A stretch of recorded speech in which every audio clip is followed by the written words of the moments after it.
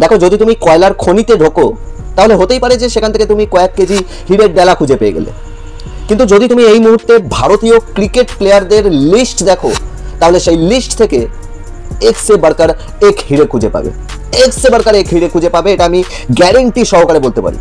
আর এই কথা আমি কেন বলছি চলো তার প্রমাণ আমি এক্ষুনি দিয়ে দিচ্ছি।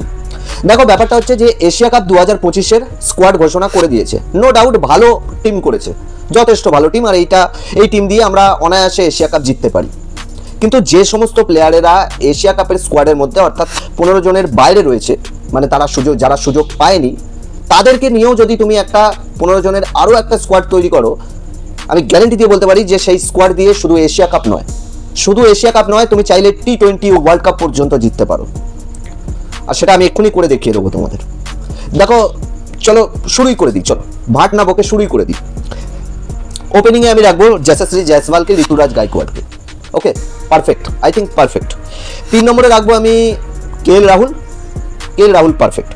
4 নম্বরে রাখবো সরপঞ্চ সাব, বুঝতে পেরেছো, শ্রেয়াস আইয়ারকে। শ্রেয়াস আইয়ার ছাড়া ভাই T20 দল একটু বেমানান লাগে আমার, অন্তত আমার। শ্রেয়াস আইয়ার থাকবে 4 নম্বরে, আর আমার দলের শ্রেয়াস আইয়ার ক্যাপ্টেন থাকবে বস। 5 নম্বরে আমি রাখবো চুলবুলে ঋষভ পান্ত।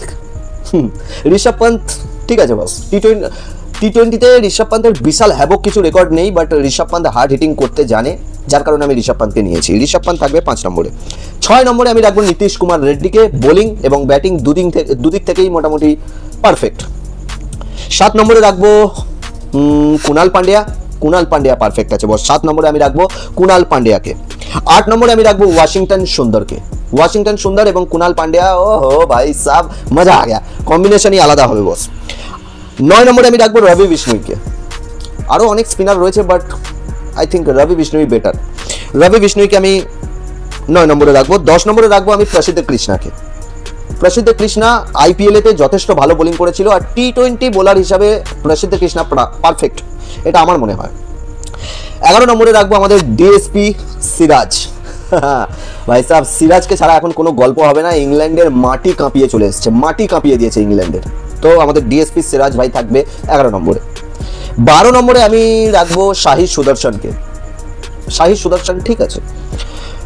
13 নম্বরে আমি রাখবো ধ্রুব জুরেলকে, কারণ উইকেট কিপিংয়েরও একটা অপশন থাকা দরকার, যদিও রয়েছে কেএল রাহুল, ঋষভ পান্ত, তারপরেও আমি ধ্রুব জুরেলকে রাখতে চাইছি, তো ধ্রুব জুরেল থাকবে। 14 নম্বরে আমি রাখবো রেয়ান পরাগকে। রেয়ান পরাগ T20 প্লেয়ার হিসাবে পারফেক্ট, হার্ড হিটিংও করতে জানে, বোলিংও করতে জানে, বোলিং করে উইকেটও নিতে জানে, তো রেয়ান পরাগ ঠিক আছে।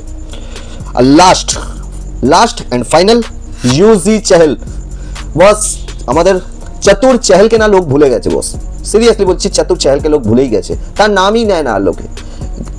কিন্তু সত্যি কথা বলছি, চেহল আমার খুব, মানে সিরিয়াসলি বলছি, চেহল এতটাই চতুর যে আমার সত্যি একজন স্পিনার হিসাবে সিরিয়াসলি আমার বিশাল ভালো লাগে, তো চেহল থাকবে আমার টিমে। তো দেখো আমার ফাইনাল টিমটা কি হলো, এখানে স্ক্রিনে তুমি দেখতে পাচ্ছ, দেখো ফাইনাল টিমটা। এবার তোমরাই বলবে যে এই টিম দিয়ে এশিয়া কাপ জেতা যা সম্ভব কি সম্ভব নয়। তবে আমার টিমটা দেখে আমার যেটা মনে হচ্ছে যে এশিয়া কাপেতে এই মুহূর্তে যতগুলো দল খেলছে তার মধ্যে ইন্ডিয়ার দিক থেকে যদি এই দুটো টিমকে তুমি দেখো, তাহলে আমার মনে হয় এই দুটো টিম যদি খেলে তাহলে এই দুটো টিমই ফাইনাল খেলবে। এশিয়া কাপেতে এই দুটো টিমই ফাইনাল খেলবে, আর আই থিঙ্ক T20 ওয়ার্ল্ড কাপেতেও এই টিমটা পারফেক্ট টিম, কাঁপিয়ে দিতে পারে T20 ওয়ার্ল্ড কাপে। তার মানে বুঝতে পারছো ভারতীয় ক্রিকেট প্লেয়ারদের লিস্ট এতটাই মজবুত, এতটাই প্লেয়াররাই মজবুত যে তাদের সিলেকশন করাটা সত্যি অনেক ডিফিকাল্ট একটা বিষয়। কাকে ছেড়ে তুমি কাকে নেবে এটা বোঝাটাই অনেক বেশি ডিফিকাল্ট। আমরা হয়তো কখনো গৌতম গম্ভীরকে গালাগালি করছি, কখনো অজিত আগারকরকে গালাগালি করছি, কিন্তু আই থিঙ্ক তাদের পক্ষেও এটা চুজ করাটা ডিফিকাল্ট হয়ে যায় যে আমি কাকে ছেড়ে কাকে নেব। এটা সত্যি কিনা বলবে। আর আমার টিমটা কেমন হয়েছে অবশ্যই কমেন্ট করে জানিও। সাথে তোমরাও একটা করে 15 জনের স্কোয়াড, মানে যে সমস্ত প্লেয়ারেরা সুযোগ পায়নি এশিয়া কাপে, তাদের স্কোয়াডটা কমেন্ট বক্সে দিও, দেখবো কার স্কোয়াডটা সবচেয়ে বেশি মজবুত হয়েছে। চলো টাটা বাই বাই, দেখা হচ্ছে নেক্সট কোনো ভিডিওর সাথে। ভিডিও ভালো লাগলে লাইক কমেন্ট শেয়ার অবশ্যই করে দিও, সাথে চ্যানেলটাকেও কিন্তু সাবস্ক্রাইব করে নিও।